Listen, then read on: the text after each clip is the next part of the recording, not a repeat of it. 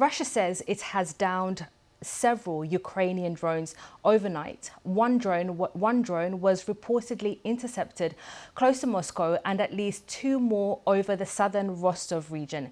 It comes as the US Secretary of State Antony Blinken continues a two-day visit to Kyiv, during which he announced a new aid package of more than $1 billion for Ukraine. Just hours before the US announcement, 17 people were killed in a Russian missile strike on a crowded market in eastern Ukraine. Another 32 people were wounded. And just a warning, you might find some of the images disturbing in Paul Adams' reports that's coming up.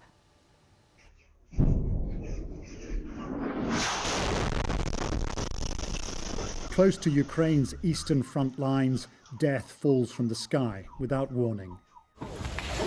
2 o'clock in the afternoon, a row of shops in the town of Kostyantynivka.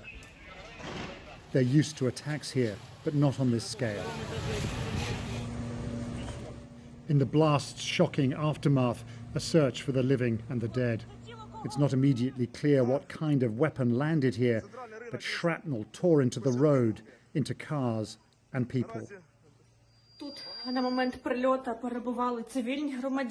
This is a civilian pharmacy.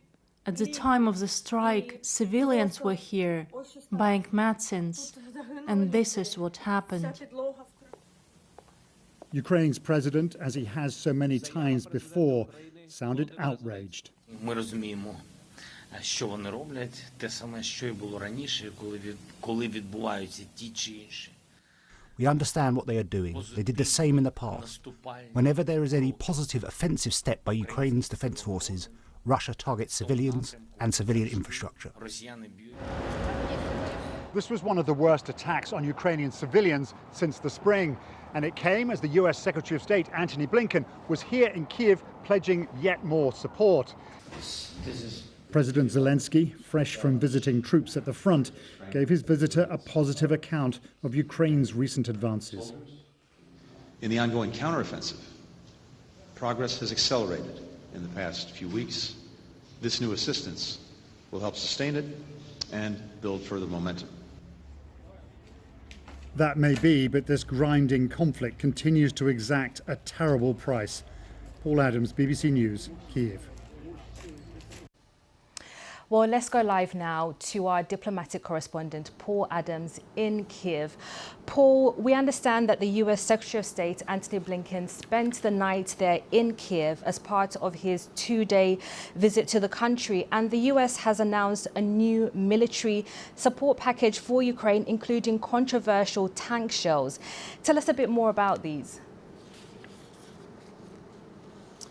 Well, I think you're referring to the depleted uranium shells which are being provided.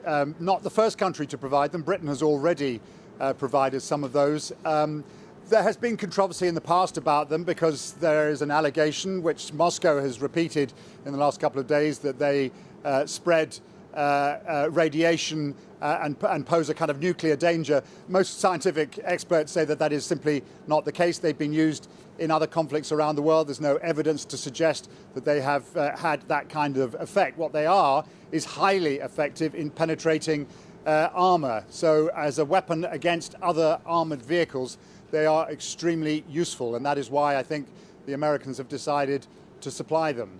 It is part of a much wider package, not just of military assistance, but a lot of other assistance too. In fact, the bulk of yesterday's announcement was not military assistance at all.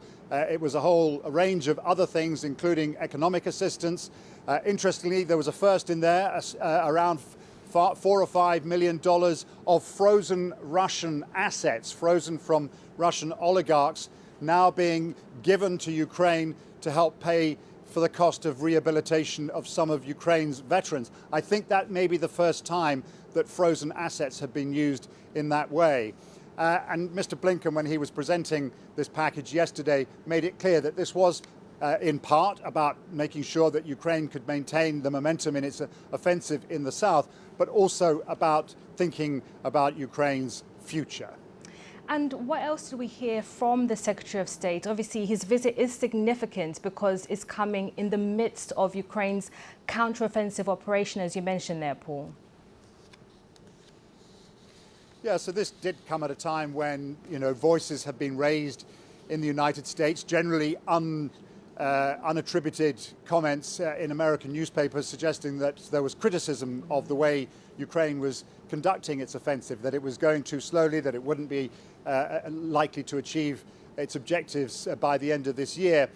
I think Mr. Blinken was keen to present a very different or strike a very different tone yesterday.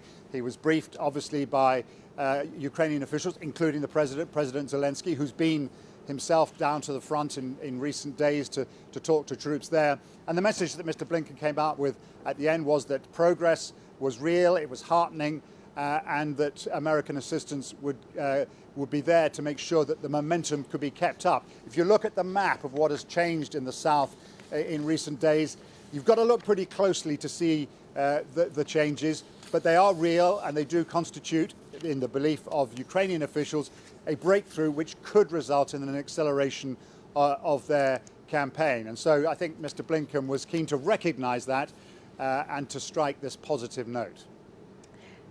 Thank you very much, Paul Adams, our diplomatic correspondent there in Kiev, with that update and analysis.